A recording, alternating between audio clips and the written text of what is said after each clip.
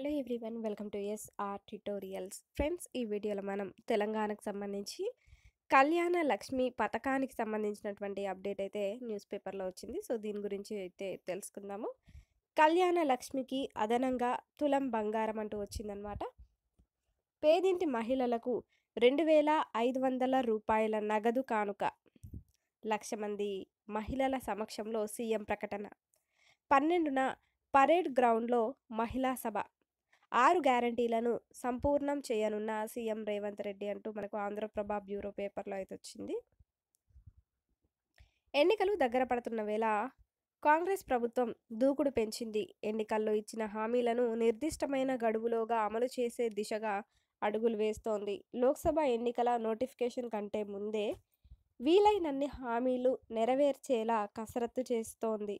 అయితే అధికారంలోకి వచ్చిన 100 రోజుల్లో అన్ని హామీలు నెరవేరుస్తామన్న వాగ్దానాన్ని నిలబెట్టుకోవాలన్న పట్టుదలతో ముఖ్యమంత్రి రేవంత్ రెడ్డి నిర్ణయాలు తీసుకుంటున్నారు.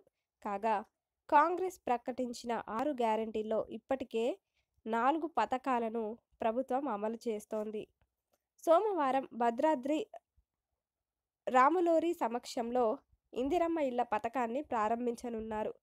ఇక మహాలక్ష్మి పథకంలో మిగిలింది కేవలం మహిళలకు 2,500 రూపాయల నగదు కానుకను ఈ నెల 12వ తేదీన పరేడ్ గ్రౌండ్ వేదికగా 1,00,000 మంది మహిళలతో జరిగే సభలో సీఎం రేవంత్ రెడ్డి అమలు చేసేందుకు సిద్ధమవుతున్నట్లు తెలుస్తోంది. అలాగే ప్రస్తుతం అమల్లో ఉన్న కళ్యాణ లక్ష్మి పథకంలో పేద కుటుంబాల్లోని ఆడపిల్లల పెళ్లికి ఇస్తున్నటువంటి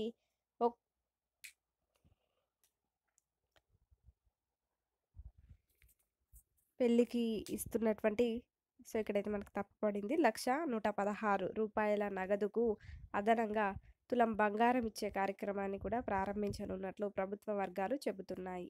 రాష్ట్రంలో కాంగ్రెస్ ప్రభుత్వం అధికారంలోకి వచ్చి ఇప్పటికీ 90 రోజులు దాటింది. గరిష్టంగా 100 రోజుల్లో 6 గ్యారంటీ హామీలను అమలు చేసి తీరుతామని మంత్రిమండలి మొదటి సమావేశంలో చేసిన ప్రకటన 100% నిజమయ్యేలా కాంగ్రెస్ నిర్ణయాలు తీసుకుంటోంది. ఈ నెల 12వ తేదీన రాష్ట్ర సచివాలయంలో మధ్యాహ్నం ముఖ్యమంత్రి రేవంత్ రెడ్డి అధ్యక్షతన కేబినెట్ భేటీ జరగనుంది. ఇందులో కొన్ని కీలక నిర్ణయాలు తీసుకునే అవకాశాలు ఉన్నాయి.